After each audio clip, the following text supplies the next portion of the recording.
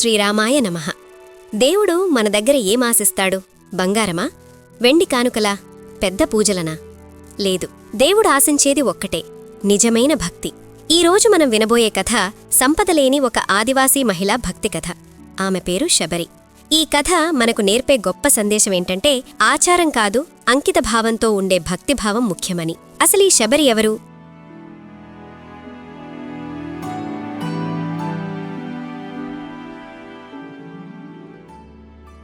శబరి ఒక సాధారణమైన ఆదివాసీ మహిళ. ఆమెకు చదువు లేదు, ఆమెకు ధనం లేదు, ఆమెకు గొప్ప కుటుంబ నేపథ్యం లేదు.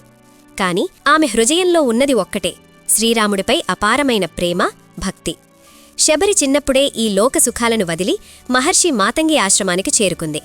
అక్కడ సేవ చేయడమే తన జీవిత లక్ష్యంగా పెట్టుకుంది. ఆశ్రమాన్ని శుభ్రం చేయడం, అతిథులను ఆదరించడం, సాధువులకు ఆహారం అందించడం, ఇవే ఆమెకు పూజ. అయితే ఒకరోజు మాతంగి మహర్షి శబరిని పిలిచి ఇలా అన్నారు: శబరి, భవిష్యత్తులో ఈ ఆశ్రమానికి శ్రీరాముడు స్వయంగా వస్తాడు. ఆయనకు నీవే ఆతిథ్యమివ్వాలి. ఈ మాటలు విన్న క్షణం నుంచే శబరి జీవితం మారిపోయింది. ప్రతి ఉదయం ఆశ్రమాన్ని శుభ్రం చేసేది. రాముడు ఎక్కడ నడిచినా ముళ్ళు గుచ్చుకోకుండా మార్గాన్ని శుభ్రం చేసేది.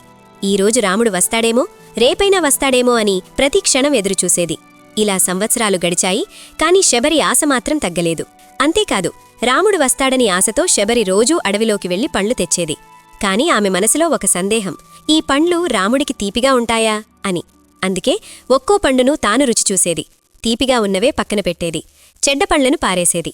ఇది చూసిన కొందరు ఇలా అనుకున్నారు: అయ్యో, దేవునికి అర్పించే పండ్లు ముందే తినాలా అని. కాని శబరి మనసులో మాత్రం ఒకటే భావం: నా రాముడికి తీపి మాత్రమే ఇవ్వాలి అని.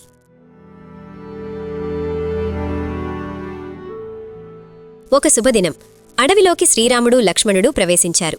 శబరి వారిని చూసిన క్షణమే ఆమె కళ్లలో ఆనందాశ్రువులు. వణికిపోయే చేతులతో రాముడి పాదాలకు నమస్కరించింది. ఆమె ప్రేమను చూసి శ్రీరాముడు మురిసిపోయాడు.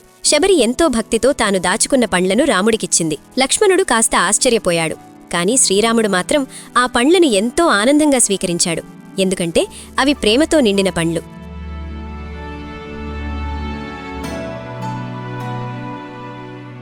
శబరి భక్తికి మెచ్చి శ్రీరాముడు ఆమెకు మోక్షాన్ని ప్రసాదించాడు. సంపద లేదు, పెద్ద పూజల్లేవు, కాని స్వచ్ఛమైన హృదయముంది. అదే దేవునికి కావలసిన అసలైన కానుక కూడా. ఈ కథ మనకు చెబుతున్న సత్యమేమిటంటే, దేవుడు మన సంపదను చూడడు, మన స్థాయిని చూడడు, మనలో ఉన్న మానవత్వాన్ని మాత్రమే చూస్తాడు. ఆచారాల కంటే భావం ముఖ్యం, పూజ కంటే ప్రేమ గొప్పది. మీరు చేసే చిన్న ప్రార్థనైనా నిజమైన భక్తితో చేస్తే అది దేవుడిని చేరుతుంది అనడానికి ఈ కథ నిదర్శనం. సో ఫ్రెండ్స్, ఈ శబరి భక్తి కథ మీకు నచ్చినట్లయితే ఈ వీడియోకి లైక్ చేయండి. ఇలాంటి మరిన్ని కథల కోసం మన భవిష్యత్తు మార్గం ఛానల్ని సబ్స్క్రైబ్ చేసి పక్కనే ఉన్న గంట సింబల్ని నొక్కండి. ఓం శ్రీరామాయ నమః.